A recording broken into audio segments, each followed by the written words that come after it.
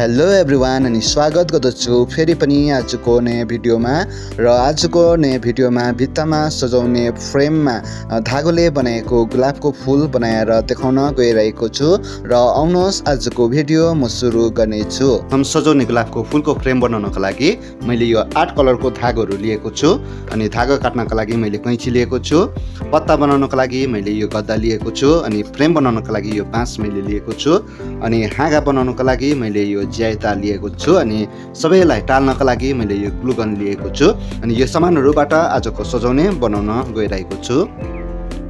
दोस्रो चरणमा म यो बाँस लिएर यो कालो धागोले म फ्रेम बनाउने छु। यो बाँसलाई यस प्रकारले छर्के पाराले म राख्ने छु। छर्के पाराले राखेर पहिला यो साइडमा म यस प्रकारले बान्ने छु।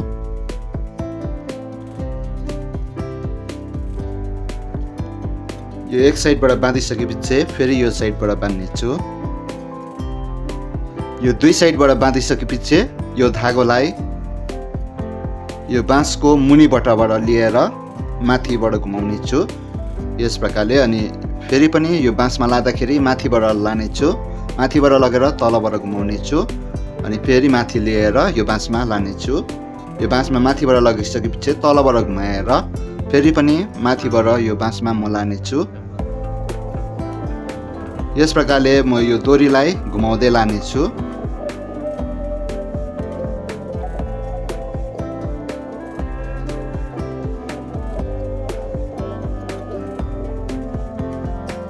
फेरि वरिपरि घुमाउँदाखेरि यस प्रकारको यो देखिन्छ, यो साइडमा यस प्रकारको देखिन्छ अनि म यसरी यहाँ माथिसम्म घुमाउँदै लाने छु। घुमाउँदाखेरि यस प्रकारले यो माथिबाट लगेर तलबाट लियो अनि अर्को बाँसमा माथिबाट लग्यो तलबाट लियो, फेरि अर्को बाँसमा लाग्दा माथिबाट लग्यो फेरि तलबाट लियो अनि फेरि अर्को बाँसमा माथिबाट लग्यो तलबाट लियो अनि अर्को बाँसमा फेरि माथिबाट यस प्रकारले यो घुमाउँदै म माथिसम्म गर्ने छु।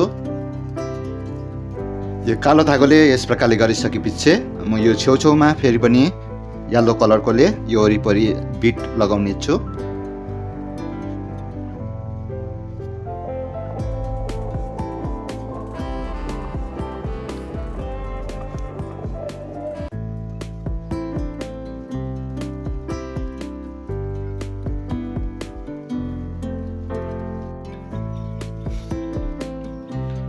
अन्तिममा म यस प्रकारले बान्ने छु। यो फ्रेम बनाइसकेपछि तेस्रो चरणमा म फुल, हाँगा र पत्ता बनाउने छु। हाँगा बनाउनको लागि मैले यो ज्याता लिएको छु अनि यो डार्क ग्रीन कलर मैले यो धागो लिएको छु अनि यो धागोले यो ज्यातालाई म वरिपरि कभर गर्ने छु।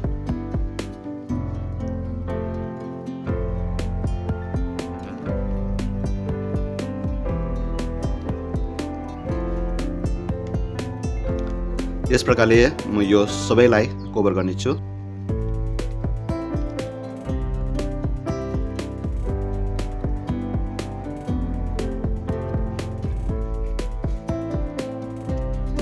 यस प्रकारले यो हाँगा बनाइसकेपछि म यो गद्दा लिएर म यो गद्दाको पत्ता बनाउने छु।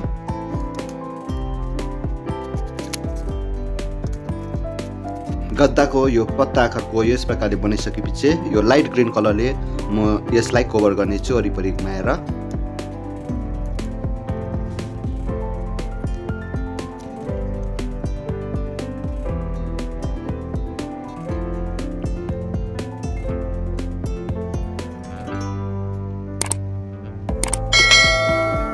यस प्रकारले म अरू पत्ताहरू पनि बनाउने छु। यस प्रकारले पत्ता बनाइसकेपछि यो फुल पनि मैले बनाइसकेको छु अनि यो फुल बनाएको भिडियो मैले डिस्क्रिप्सनमा लिङ्क दिएको छु, गएर तपाईहरुले हेर्न सक्नुहुनेछ।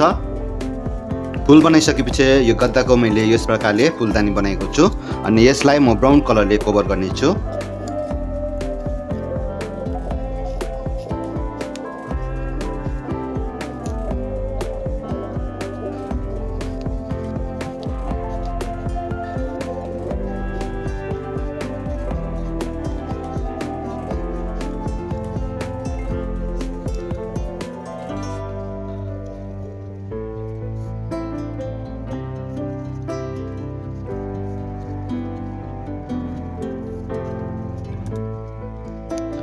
यो गद्दाको फुलदानी बनाइसकेपछि यो फ्रेम लिएर यो फुल पात हाँगा र फुलदानी यो सबै टालिसकेपछि अन्तिममा म भित्तामा झुन्डाउने म बनाउने छु।